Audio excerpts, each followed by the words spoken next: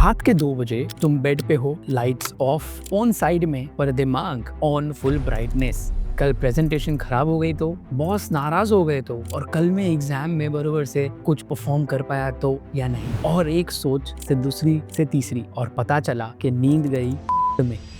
दोस्तों, ये ही over thinking का रैबिट होल है। आज मैं तुम्हें एक साइंस बेस्ड 3 स्टेप हैक दूंगा जो तुम्हें इस ओवर थिंकिंग के ट्रैप से निकलने में मदद करेगा। Let's begin with part number 1। ये ओवर थिंकिंग है क्या? साइंटिस्ट कहते हैं कि हम रोज अपने दिमाग में 4000 से ज्यादा शब्द सुनते हैं, जैसे एक नॉन स्टॉप रेडियो। और प्रॉब्लम तब शुरू होती है जब ये रेडियो नेगेटिव लूप में बन जाता है। एक छोटी गलती होती है और दिमाग उसे 100 डिजास्टर्स इमेजिन कर लेता है जो कभी होते ही नहीं है। जैसे कि YouTube पे ऑटो प्ले या सोशल मीडिया पे आपका स्क्रॉलिंग करना। एक वीडियो खत्म होती है और अगला ऑटोमेटिकली शुरू। तुम बस देखते ही देखते जा रहे हो एंड स्क्रॉल करते जा रहे हो और रियलाइज भी नहीं होता कि यार 2 घंटे निकल गए। ओवर थिंकिंग भी बिल्कुल वैसी ही चीज है। तो इसे एक रियल लाइफ एग्जाम्पल से समझते हैं।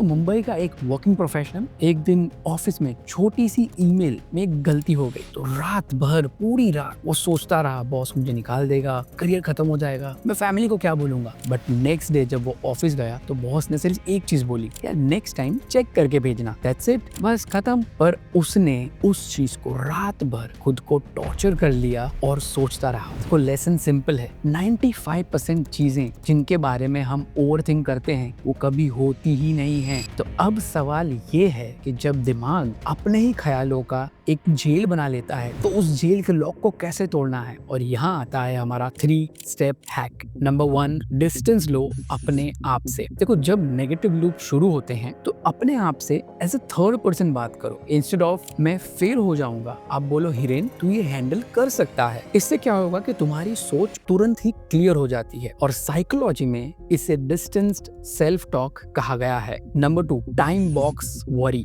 ओवर थिंकिंग को एक मीटिंग स्लॉट दे दो। जैसे हम बाकी मीटिंग्स करते हैं, स्टॉप वॉच लगाओ और बोलो बस 10 मिनट ही सोचूंगा मैं ये टॉपिक के ऊपर। जैसे ही टाइम खत्म, क्लोज द टैब।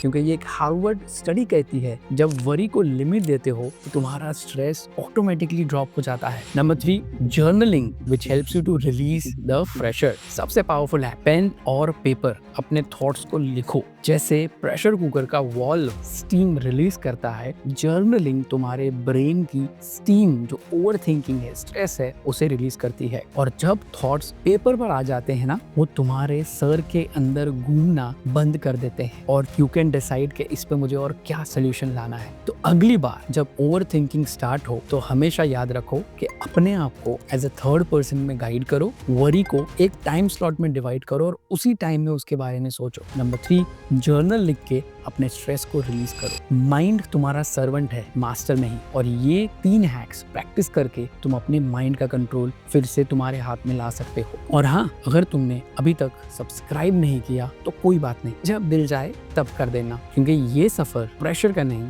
रेडीनेस का है। एंड मैं आपसे मिलूंगा अगले वीडियो में। तब तक के लिए बाय बाय, टेक केयर और अपना ध्यान रखें।